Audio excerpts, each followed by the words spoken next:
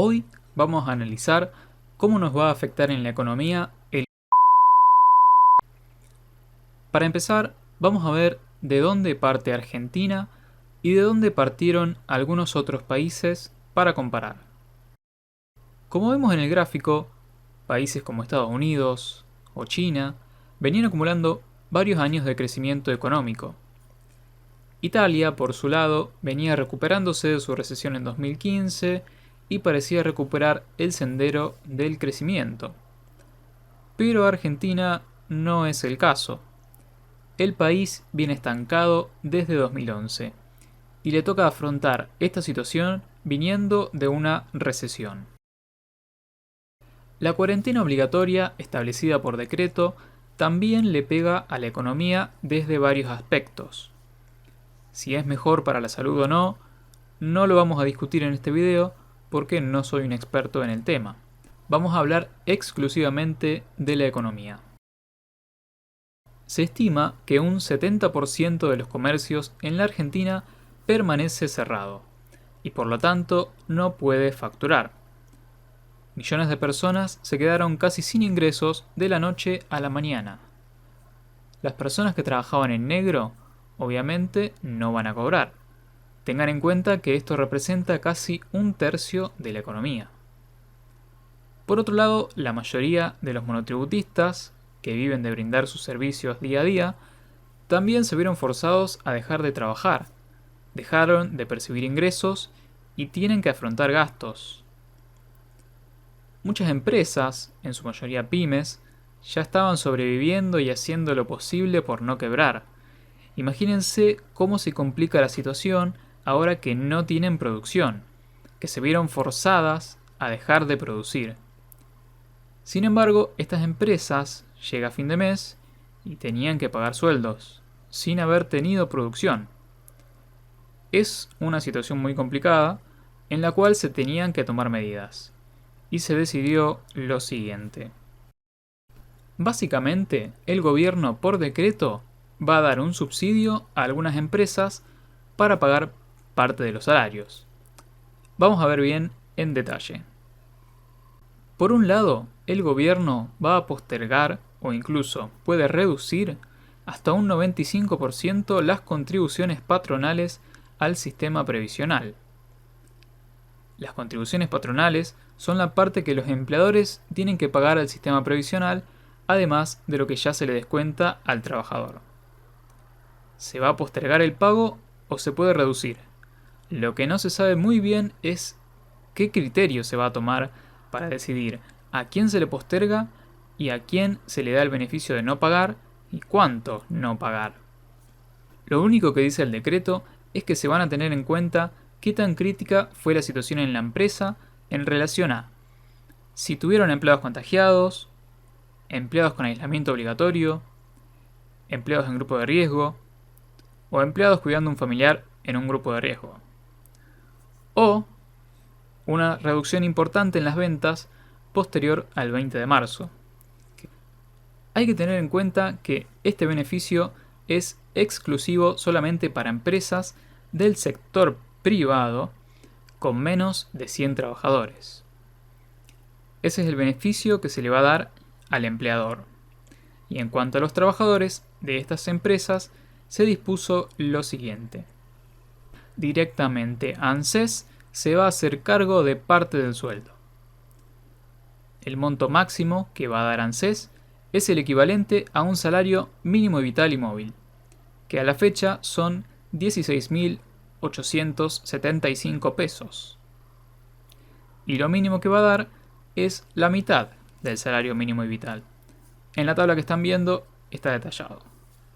Para las empresas con más de 100 trabajadores, solo va a haber subsidios para los trabajadores que fueron despedidos. Lo va a pagar el Ministerio de Trabajo y varía entre 6.000 y 10.000 pesos.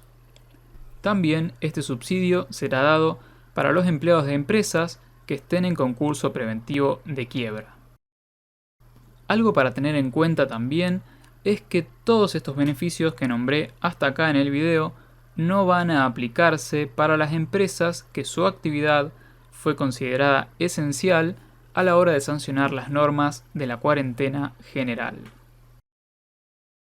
Se sabe que esta pandemia va a aumentar fuertemente el déficit fiscal de Argentina. Va a haber un agujero importante de plata que tienen que cubrir con algo.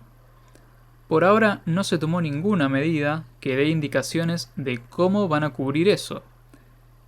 Pero el Congreso está avanzando en lo que se está llamando el impuesto patria. Este impuesto todavía no está definido, pero busca gravar a lo que llaman las grandes fortunas. Y sería una especie de impuesto a las ganancias 2.0 para ciertos sujetos. En teoría sería transitorio y su recaudación iría para salud. Pero como sabemos, en Argentina no hay nada más permanente que un impuesto transitorio. Fuera de que no sabemos la alícuota, quiénes van a pagarlo, etc., vamos con el concepto general. Un impuesto adicional para ciertos sujetos que se los va a considerar poseedores de grandes fortunas. Mi opinión es que no van a recaudar nada. Es insuficiente. Y lo voy a justificar con un trabajo muy interesante que hizo un colega, Víctor Betancourt. Recientemente la revista Forbes sacó su informe anual de las personas más ricas del mundo. Lo que vemos acá en esta lista son las 20 mayores fortunas de Argentina que aparecen en el informe y la suma de la masa de dinero que acumulan. Suman unos 40.000 millones de dólares. ¿Y saben cuánto es el gasto público presupuestado por el Ministerio de Hacienda para este 2020? Casi 60.000 millones de dólares. Quiere decir que esta fortuna que hicieron las familias más ricas de Argentina a lo largo de toda su vida, ni aunque las expropiemos en su totalidad, alcanzan a cubrir un año del gasto público de Argentina. Acá estamos haciendo un supuesto imaginario, donde se le roba toda la fortuna a las familias más ricas de Argentina. Pero vamos a ver cuánto creen los mismos impulsores del impuesto patria que van a poder recaudar con este impuesto. Según sus propios informes, estiman que en el mejor de los casos podrían recaudar hasta 3.800 millones de dólares. Confirmando un poco lo que yo decía antes. No es nada. Es insuficiente. 3.800 millones de dólares es lo mismo que bajar el gasto público anual en un 6%. Nada más un 6%. Creo yo que sería mucho más eficiente reasignar partidas. Es una situación extraordinaria. Hay gente que no está cobrando su sueldo. No puede el sector público colaborar. Ya está habiendo problemas para sostener los gastos del Estado y se procedió a la emisión monetaria. En un solo mes aumentó la base monetaria un 35%. La producción con la cuarentena obviamente está cayendo, por lo que hay menos bienes en la economía. Producción que cae, emisión descontrolada, caída de la demanda de dinero, el dólar contado con liqui pasando los 100 pesos y un agujero fiscal que crece. Creo que son signos suficientes como para empezar a pensar en medidas económicas para evitar serios problemas inflacionarios. Si te gusta mi contenido, te invito a que te suscribas al canal y por acá te voy a dejar un video que te puede llegar a interesar. Desde ya, muchas gracias.